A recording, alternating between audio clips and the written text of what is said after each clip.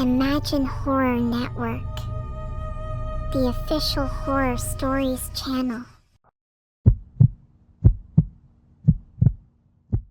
It was Burger King's opening night after their latest renovation, and the staff were preparing for the customers. The manager, Nina, was looking forward to the night shift and had just finished stocking the shelves with supplies. She looked around the store, at the newly painted walls, fresh furniture, and the sparkling counters. Suddenly, a scream echoed from the staff room and she ran to investigate. In the staff room, she found two of the night shift workers, Tim and Joe, lying on the floor in pools of blood. She screamed and ran to get help, but then she realized that the back door was wide open. She quickly ran to the phone to call 911, but it was too late. The murderer was still in the store. After calling the police, Nina quickly got the staff to get out of the store.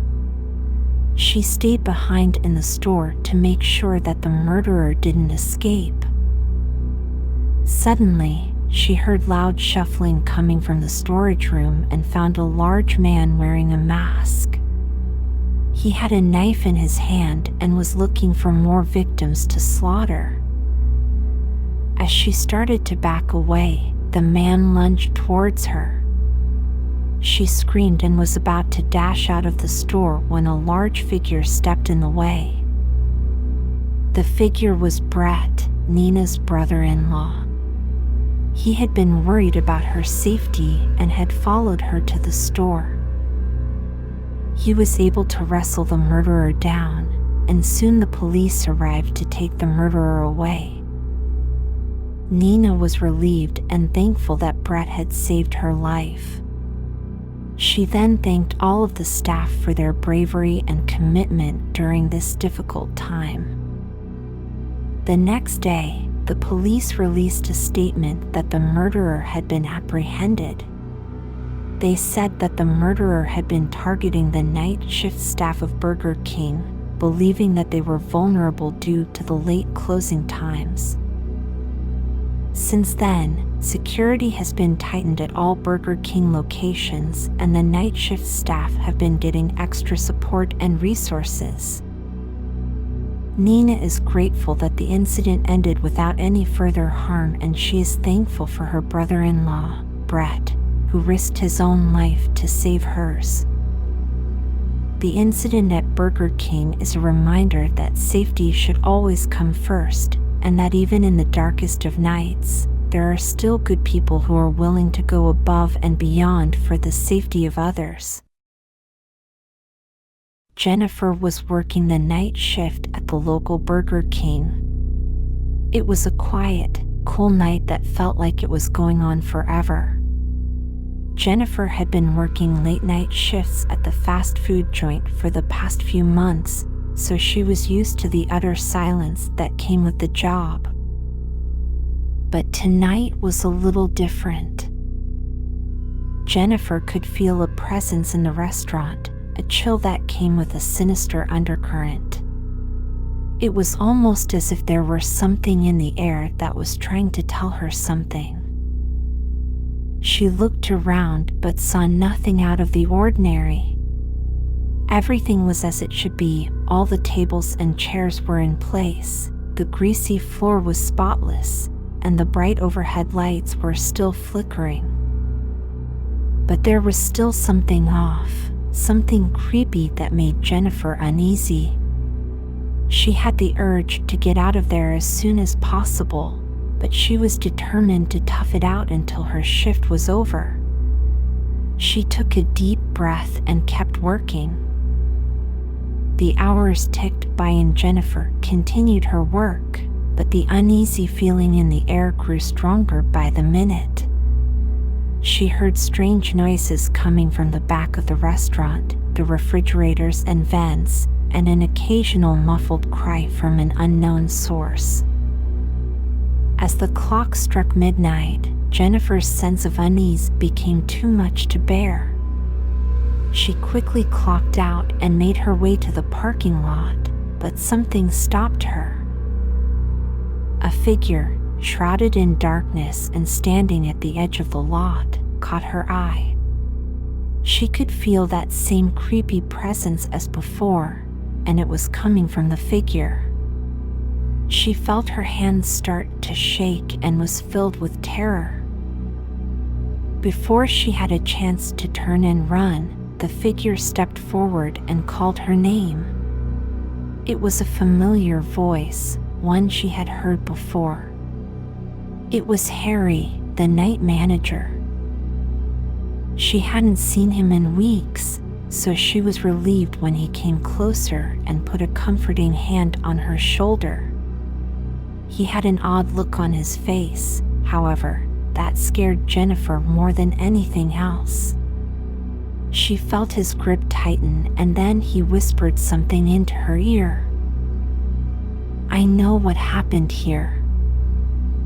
It was then that Jennifer knew that something was terribly wrong. Harry stepped back and told her to stay where she was. He explained that one of the other night shift workers had been murdered that night, and no one had noticed. But Harry had seen something, and he was determined to get to the bottom of it. He instructed her to stay in the parking lot until the police arrived, while he went back inside the restaurant to investigate. Jennifer stayed put, shaking and confused, not sure what was going on. Then, out of nowhere, a pair of headlights shined on the parking lot and a car slowly drove in. Jennifer was frozen in fear and could barely make out the driver, who got out of the car, walked to the restaurant entrance, and disappeared inside. Minutes later, Harry rushed out of the restaurant and instructed Jennifer to get into the car.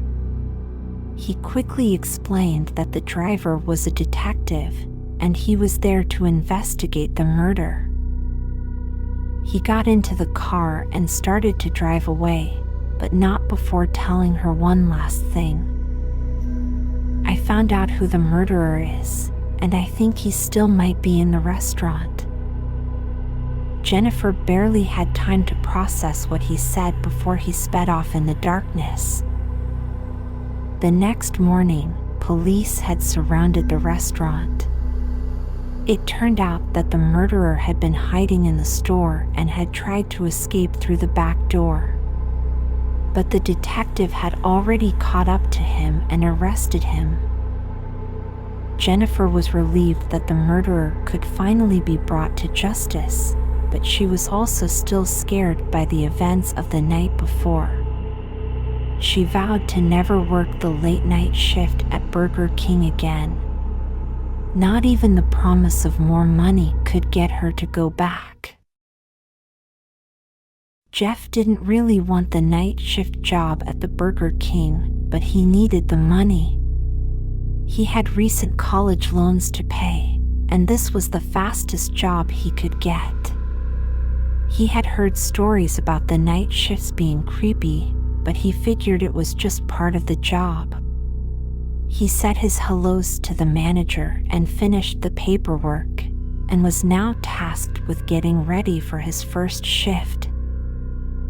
The restaurant didn't look the same as it had during the day. With the lights dimmed and no customers around, it had an eerie feel that Jeff couldn't shake. The only sound was the occasional scuffle of rats in the back of the restaurant. The manager showed Jeff around, warning him to be careful as he broke down the process of cleaning up and cooking. Jeff quietly took it all in, feeling more and more uncomfortable. Jeff was cleaning up the fryer when he heard a muffled sound coming from the kitchen. He dropped what he was doing and crept up to the kitchen, where he saw a man in a hoodie standing over a bloody body. The man shot Jeff a warning look and then vanished in the night. Jeff quickly ran outside and called the police, his hands shaking. The police were soon swarming the restaurant. They taped off the area and started asking Jeff questions. He tried to stay composed and answer what he could, but all he could think about was that hooded man. As the police questioned him, Jeff started to piece together a timeline of the murders. 2 of his coworkers had been found dead, their throats slashed and their hands tied. The police continued their investigation and soon discovered a suspect, the former night shift manager. Apparently, he had been fired a few months before for stealing from the restaurant. The evidence pointed to him as the killer, and Jeff was relieved it wasn't someone he knew. The police tracked down the suspect and arrested him. Jeff was relieved, but his relief quickly turned to dread when he found out the suspect had been released on bail. He and his family were now living in fear, not knowing when or where the suspect might show up next. Jeff had come to the restaurant looking for a job, but all he had found